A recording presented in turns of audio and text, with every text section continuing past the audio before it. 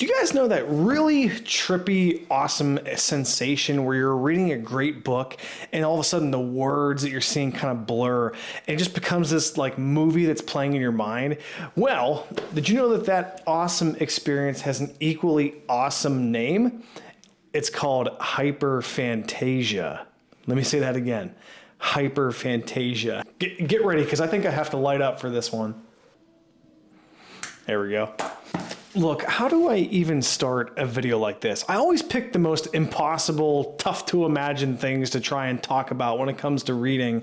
Yet I still try because it's kind of interesting, isn't it? I mean, and because you readers out there, you're deep thinkers just like me, or just like I like to think I am.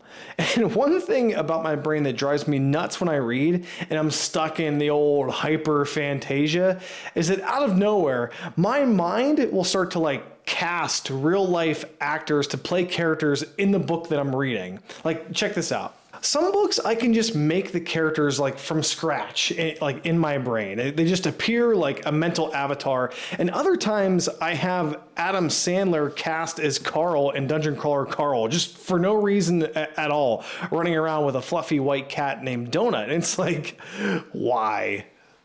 Sometimes I'll have a book that's just playing in my mind like a live action movie, and then sometimes randomly it'll just morph into like an anime version of it. That happened with me a couple times with Way of the Kings by Brandon Sanderson. I'm imagining like this, high budget live action movie, and all of a sudden it turns into like an anime because the fight scenes kind of remind me of Dragon Ball Z. It's almost like it glitches into reality.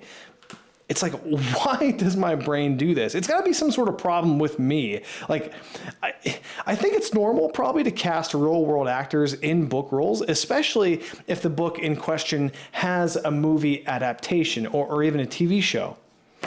For instance, the problem popped up for me recently while I was reading Project Hail Mary, which is fantastic, by the way, and I'll be talking to you guys about that in the near future.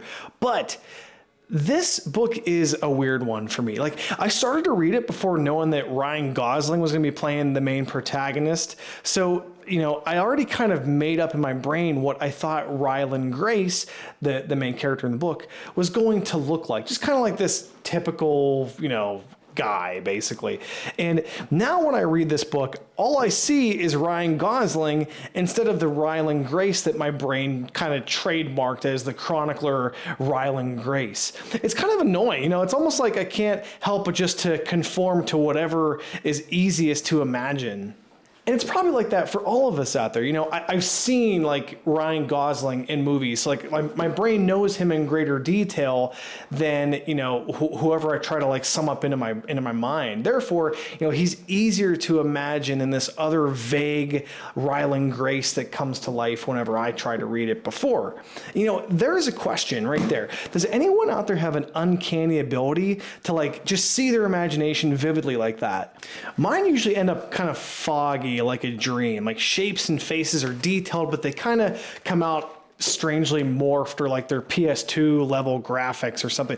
Like, we've gone way off the rails. Here's another weird one. When I read the book Name of the Wind, I kept having this strange like redheaded Henry Cavill playing Kvothe, and I have no idea why. It was super distracting, and at times my brain would like fight itself to try and regain the original image that I try to concoct for him.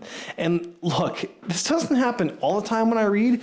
Like, many times I'm able to just completely construct, just from the words and not replace anything with real life actors. When this happens though, like, it's amazing. It happened to me with the book Lies of Locke Lamora. Like, I just, for whatever reason, I saw that world with real life not interrupting whatsoever.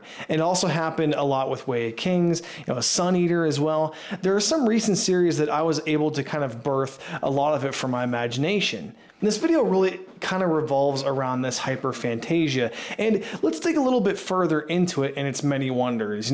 Here's where you guys out there get to show off, because I want to know how into books you can personally get when you're reading novels. Like, when I'm drowning in a story, sometimes my brain will even add music in the background, or like I can feel the atmosphere and have like sensations of smell. Like, it's kind of awesome. And it does depend on the author. Some are very good and some just like click with my brain better than others. Stephen King even once called reading a form of like telekinesis and hypnosis between the author and the reader, and It's true. It's awesome.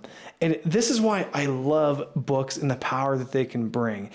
If I watch a movie with like a knight in shining armor or like monsters and stuff, they're just that. They're just what you see on the screen. I can't see anything else. You know, I can't have characters in a movie say lines with a certain tone or emphasis, you know, or have creatures look any different based on my thoughts or feelings at the time. But with a book, you can. Books are great because they are in some part a work of your own imagination along with the authors. Like as Brandon Sanderson has said before, authors do about 80% of the work, but it's up to the readers to add that last 20% or so to really truly bring it to life. My Kaladin might not look exactly like your Kaladin. My Loch Lamora might not look like your Loch Lamora. And my dragons and creatures and worlds will have my own spin on them based on what I like and what I know. And yours will look like what your brain imagines. I mean, books are personal that way. And that's why we love them and cherish them. Heck, if you wanted, your Kaladin could look like a 20-year-old Adam Sandler. He probably shouldn't look like that. Anyway, out of all this randomness, my question for you is, what is the craziest reading experience you've ever had? Let me know in the comments section below. And yeah, it's another one of those fun, weird talks that we usually have. Thanks guys so much. Please consider subscribing, consider liking. We'll be back again soon.